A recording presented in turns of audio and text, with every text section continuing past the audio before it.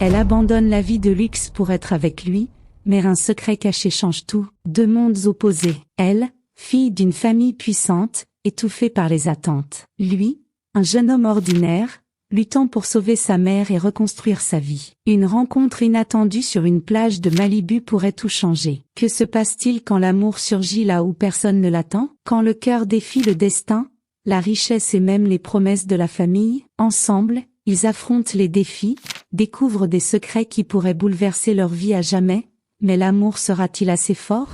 C'était une après-midi dorée à Malibu. Le soleil, avec sa majesté silencieuse, peignait le ciel de teintes vibrantes d'orange et de rose tandis que l'océan se brisait doucement sur le sable blanc de la plage. Ethan, un jeune homme de 25 ans, marchait distraitement, ses pieds s'enfonçant dans le sable frais et humide. Son esprit était ailleurs, préoccupé par l'incertitude de l'avenir. Il avait perdu son emploi dans le petit atelier où il travaillait, et comme si cela ne suffisait pas, sa mère, son unique famille, était gravement malade. Il se sentait impuissant, comme si le sol se dérobait sous ses pieds. De l'autre côté de la plage, Chloé, une jeune femme de 23 ans, marchait avec le vent ébouriffant ses cheveux dorés. Malgré la richesse qui entourait sa vie, son cœur était agité. Elle avait grandi dans le luxe, façonnée par les désirs de ses parents, qui la voyaient comme un pion dans leur grand projet d'affaires. Tout dans sa vie était contrôlé, ses études, ses amitiés, même les prétendants choisis par sa famille. Cet après-midi-là, après une dispute familiale, elle s'était échappée de l'imposant manoir pour trouver la paix sur la plage. Le destin, avec sa propre force invisible, fit se croiser leur vie de manière inattendue. Une rafale de vent arracha le chapeau élégant de Chloé de sa tête, le lançant vers Ethan. Lui, absorbé dans ses pensées, remarqua à peine quand le chapeau atterrit à ses pieds. En le ramassant, une voix douce, mais ferme, l'interpella. « Excusez-moi, mon chapeau. » Chloé sourit, essoufflée par la course, mais gardant une élégance naturelle. Ethan se tourna, rencontrant le regard éclatant de la jeune femme. Elle était éblouissante, mais il y avait quelque chose de plus. Une vulnérabilité cachée sous cette perfection. Il sourit timidement en lui rendant le chapeau. « On dirait que le vent a décidé que vous aviez besoin d'un peu de repos, plaisanta-t-il. » Chloé rit, et le son était comme la mer douce en arrière-plan, naturel et léger. Elle était habituée aux hommes qui tentaient de l'impressionner avec ostentation, mais il y avait quelque chose chez Ethan qui la faisait se détendre. Il était différent, authentique. « Peut-être a-t-il raison, » répondit Chloé, regardant autour d'elle. « Cet endroit apporte vraiment la paix. » Ethan acquiesça, les yeux tournés vers la mer. Il y avait un silence confortable entre eux, comme si, pendant un instant, ils avaient tous deux oublié leurs soucis. Le temps semblait avoir ralenti. « Vous venez souvent ici ?» demanda Chloé, sincèrement curieuse. « Chaque fois que j'ai besoin de mettre de l'ordre dans mes pensées, » répondit-il. « On dirait que la plage sait quoi faire avec les choses qui sont en désordre. » Chloé sourit. Ses yeux le scrutaient avec une curiosité croissante, sentant qu'il y avait quelque chose à découvrir chez ce garçon simple, mais profond. « C'est drôle, n'est-ce pas ?» dit-elle, après un moment. « Nous sommes tous deux ici, probablement en train de fuir quelque chose. » Ethan la regarda surpris, sentant qu'elle le comprenait plus qu'il ne s'y attendait. « Je suppose que oui, fuir semble parfois la seule solution. » Et c'est ainsi, presque instinctivement, qu'ils commencèrent à marcher côte à côte le long de la plage. La conversation coulait naturellement, comme si leurs âmes s'étaient rencontrées avant leur corps. Chloé parla des attentes de sa famille, du poids d'être façonnée pour un avenir qu'elle ne désirait pas. Ethan, quant à lui, partagea son angoisse au sujet de la maladie de sa mère et son désespoir de ne pas pouvoir l'aider comme il le souhaiterait. La nuit tomba rapidement, le ciel étoilé au-dessus d'eux alors qu'ils prenaient conscience du temps qui s'était écoulé sans qu'ils s'en rendent compte. « C'était une après-midi différente, » dit Chloé en souriant doucement. « Pour moi aussi. » Ethan hésita un instant avant de demander. « Pourrions-nous répéter cela? Nous revoir ?» Chloé n'hésita pas. Ils échangèrent leurs numéros et, en se disant au revoir, ils savaient tous les deux qu'un lien profond venait de naître. Les rencontres entre Chloé et Ethan devinrent fréquentes. La connexion entre eux se renforçait à chaque fois. Chloé, habituée aux conversations superficielles et aux attentes sociales, trouvait en Ethan une liberté qu'elle n'avait jamais expérimentée. Il la traitait comme une personne ordinaire, sans les étiquettes et les jugements qui l'entouraient habituellement. Quant à Ethan, il trouvait en Chloé un répit pour les soucis qui le consumaient. Un après-midi ensoleillé, ils retournèrent à la plage où ils s'étaient rencontrés pour la première fois. Cette fois, ils avaient apporté un panier de pique-nique. Assis dans le sable, ils observaient les vagues, le son hypnotisant de la mer créant une atmosphère d'intimité. « Tu sais, parfois, j'imagine ce que ce serait de tout abandonner, dit Chloé en prenant un raisin du panier. Tout quitter et simplement vivre, sans attente, sans engagement. » Ethan la regarda, curieux. « Et pourquoi ne le fais-tu pas ?» Chloé soupira en regardant l'horizon. « Ce n'est pas si simple. Ma famille a déjà planifié chaque détail de ma vie. Les affaires,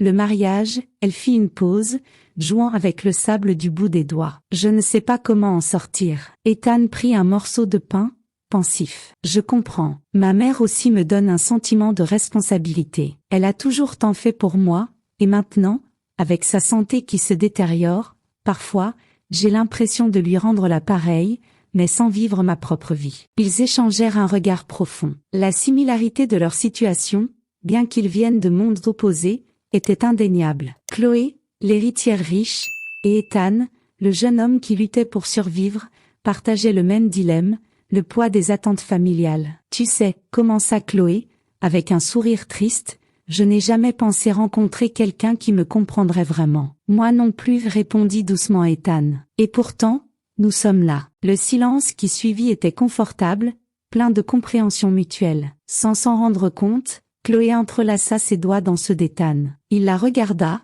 surpris, mais il serra sa main en retour, sentant une connexion qui allait au-delà des mots. « Chloé, » dit Ethan après un long moment, « je n'ai jamais rencontré quelqu'un comme toi. Et, d'une manière ou d'une autre, j'ai l'impression que, nous nous sommes trouvés au bon moment. » Chloé tourna son visage vers lui, ses yeux brillant à la lumière des étoiles qui commençaient à apparaître dans le ciel. « Peut-être que c'est exactement cela, » murmura-t-elle avant de se pencher et de l'embrasser doucement sur les lèvres. Le baiser, bien que bref, était profond. C'était plus qu'un geste romantique, c'était une promesse silencieuse que, quels que soient les obstacles, ils affronteraient ensemble ce qui allait venir.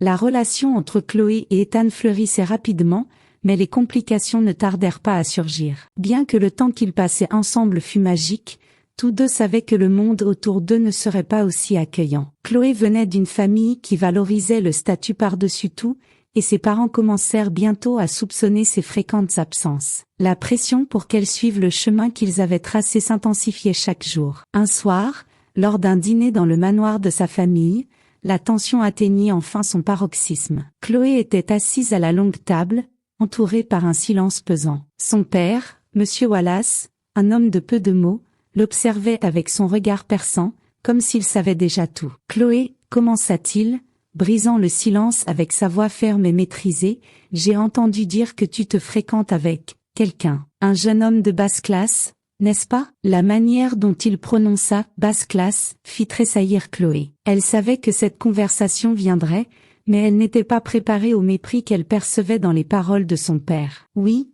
père. Il s'appelle Ethan, et nous sommes ensemble depuis quelque temps, » répondit-elle, essayant de garder sa voix ferme malgré son cœur battant à tout rompre. Le silence qui suivit fut assourdissant. Sa mère fronça les sourcils, une réaction subtile, mais suffisante pour que Chloé sache ce qu'elle pensait. Quant à son père, sans dissimuler son mépris, il se leva lentement de la table, ses mots chargés de froideur. « C'est inacceptable, Chloé. Tu n'as aucune idée de ce que tu risques en t'impliquant avec quelqu'un comme lui. Ta vie est planifiée, ton avenir est déjà décidé. Tu as besoin de quelqu'un qui soit à ta hauteur, qui complémente notre famille, et non d'un simple ouvrier qui va nous embarrasser. » Chloé sentit une colère bouillonner en elle. Tout l'amour qu'elle ressentait pour Ethan, toute la liberté qu'il lui offrait, était insultée en cet instant. « Père, je ne suis pas une pièce dans ton jeu d'affaires, » répliqua-t-elle, élevant la voix. « J'aime Ethan, et c'est ce qui compte vraiment. » Monsieur Wallace plissa les yeux,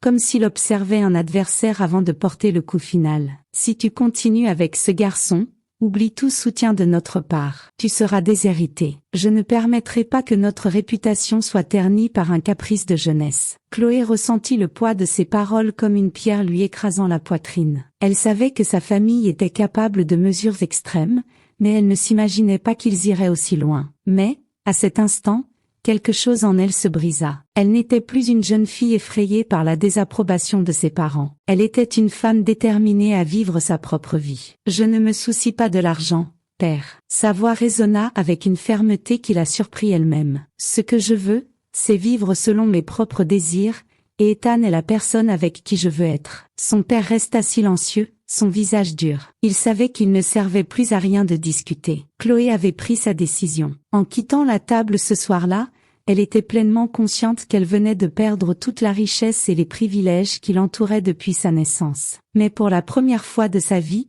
elle se sentait libre. Quand elle raconta la conversation à Ethan, il fut choqué, mais aussi profondément ému. Il savait combien cela comptait pour elle, et la dernière chose qu'il souhaitait était que Chloé souffre. « Je ne veux pas que tu perdes tout à cause de moi, Chloé, dit-il, inquiet, en tenant ses mains. Chloé le regarda avec conviction, avec une clarté dans les yeux qui dissipa tous ses doutes. « Je ne perds rien. En réalité, je gagne. Je gagne une vie à tes côtés, et c'est tout ce dont j'ai besoin. » Et à cet instant, Ethan sut que, malgré tout ce qu'ils allaient affronter, Chloé était là pour rester. La décision de Chloé de s'éloigner de sa famille était définitive. Sans le soutien financier et émotionnel des Wallace, elle et Ethan devaient trouver une nouvelle façon de construire leur vie. Mais ensemble, ils étaient déterminés. Ils savaient que le chemin serait difficile, mais ils étaient prêts à affronter ces défis. Un matin ensoleillé, alors qu'Ethan et Chloé prenaient leur café dans la petite maison où Ethan vivait avec sa mère, Marie, cette dernière les appela pour une conversation importante. Marie était visiblement plus faible qu'au cours des semaines précédentes. Sa santé se dégradait rapidement, et tous savaient que son temps était compté. « J'ai quelque chose pour vous, » commença Marie, d'une voix basse mais chargée d'émotion. « Je sais que vous commencez une nouvelle vie, et je voulais vous aider. » Elle se pencha pour ouvrir un petit tiroir près de son lit et en sortit une vieille clé. « Qu'est-ce que c'est, maman ?» demanda Ethan en prenant la clé avec précaution. Marie sourit, ses yeux brillants d'un mélange de nostalgie et d'affection. « Cette clé appartient à notre famille depuis des générations. Elle ouvre une vieille maison, près de la plage où vous vous êtes rencontrés. Elle est abandonnée depuis longtemps, mais elle est toujours à nous. Je pense que vous pourriez en faire quelque chose de beau. » Ethan resta sans voix. Il connaissait l'existence de cette maison, mais il n'avait jamais pensé à elle comme une option. Elle était vieille, pratiquement en ruine, mais le geste de sa mère était inestimable. Chloé, à ses côtés, serra sa main, émue. « Merci, Marie, » dit Chloé, la voix tremblante. « Cela signifie beaucoup pour nous. » Le lendemain, ils allèrent visiter la maison. Elle était exactement comme Marie l'avait décrite, ancienne, s'effondrant par endroits, avec des fenêtres cassées et un jardin envahi par les mauvaises herbes. Mais en même temps, il y avait une beauté brute dans cette construction, une histoire qui semblait attendre d'être écrite. « C'est notre endroit, » dit Chloé, souriant à Ethan alors qu'il parcourait les couloirs vides. Il savait que transformer cette maison en un foyer serait un travail ardu. Avec des ressources limitées, ils devraient faire la majeure partie des rénovations eux-mêmes. Mais,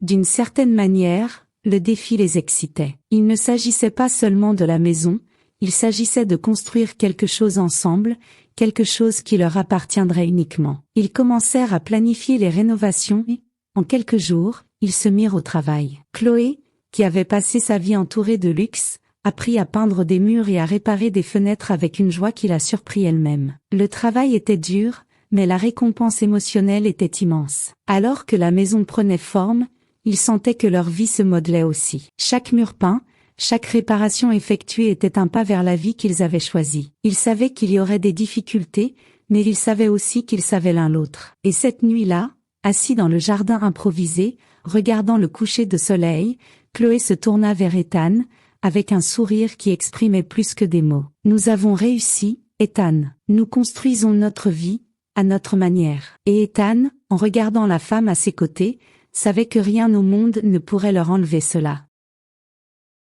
Les semaines qui suivirent furent épuisantes. Rénover la maison demandait bien plus qu'ils n'avaient imaginé. Les structures étaient plus fragiles, et les réparations semblaient interminables. À chaque fois qu'ils pensaient avoir terminé une partie, ils découvraient un autre problème à résoudre. Mais malgré tout, Ethan et Chloé restaient fermes. Chloé, qui n'avait jamais tenu un marteau de sa vie, apprenait maintenant à réparer les toits et même à s'occuper de la plomberie. Il y avait quelque chose de libérateur dans tout cela, le travail acharné la faisait se sentir plus vivante que jamais. En même temps, elle se sentait plus proche d'Ethan. Tous deux construisaient quelque chose à partir de rien, quelque chose qui représentait plus qu'une simple maison, cela représentait le choix d'une vie ensemble. Cependant, le fardeau était lourd. La santé de Marie continuait de se détériorer, et Ethan partageait son temps entre les soins à sa mère et le travail sur la maison. Son épuisement physique et émotionnel était évident. Chloé faisait tout son possible pour l'aider, mais la fatigue s'accumulait, et les tensions commençaient à apparaître. Un soir particulièrement difficile, Chloé trouva Ethan assis sur le porche, fixant la mer. Son visage était sombre, ses mains entrelacées en un geste de frustration. Chloé s'approcha et s'assit à côté de lui, ressentant le poids qu'il portait. « Ethan, dit-elle doucement, posant sa main sur la sienne. Je sais que c'est difficile, mais nous allons surmonter cela. Nous sommes ensemble dans cette épreuve. » Il soupira et se tourna pour la regarder, avec des yeux fatigués. « Je le sais, Chloé, mais parfois, j'ai l'impression que tout s'effondre autour de nous. La maison, ma mère, je ne sais pas si je peux tout gérer. » Chloé se rapprocha, l'enlaçant avec tendresse. « Tu n'es pas seul, Ethan. Je suis là, et je le serai toujours. Peu importe ce qui se passe, nous surmonterons cela ensemble. » Le silence qui suivit était rempli de compréhension. Sentant le soutien inconditionnel de Chloé, Ethan serra sa main plus fort. Il savait que le chemin serait difficile, mais il savait aussi que, ensemble, ils pouvaient affronter n'importe quoi. Et puis, le lendemain, alors qu'il travaillait dans l'une des chambres de la maison, une surprise inattendue changea tout. Ethan, en tentant de retirer un mur endommagé, découvrit une petite boîte en bois cachée dans un compartiment. Il l'ouvrit et ses yeux s'écarquillèrent en voyant ce qu'elle contenait. Des bijoux anciens, des pièces d'or, une fortune oubliée là depuis des générations. Chloé entra dans la chambre au moment exact où il tenait la boîte, et tous deux restèrent bouche bée. « Ethan, qu'est-ce que c'est ?» demanda Chloé, incrédule. « Je ne sais pas, mais cela pourrait tout changer pour nous. » La voix d'Ethan était remplie de stupéfaction. Il savait que cette découverte pouvait résoudre tous leurs problèmes. Mais, en même temps, il savait qu'ils devaient prendre une décision quant à ce qu'ils allaient faire de cette fortune inattendue.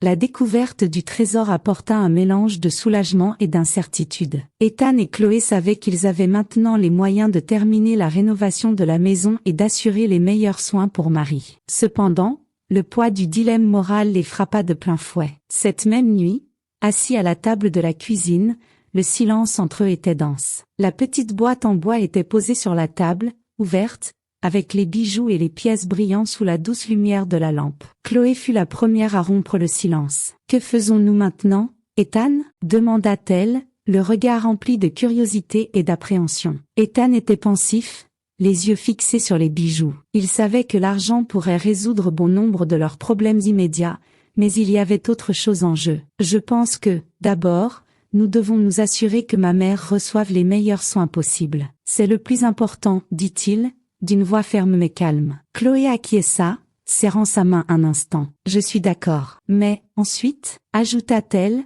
posant une question plus complexe. Il ne s'agit pas seulement d'argent. Ce trésor appartient à ta famille. Il a une signification, une histoire que nous devons respecter. » Ethan soupira, sachant que Chloé avait raison. Il ne pouvait pas simplement utiliser le trésor sans réfléchir à sa valeur, tant historique qu'émotionnelle. Il y avait aussi autre chose.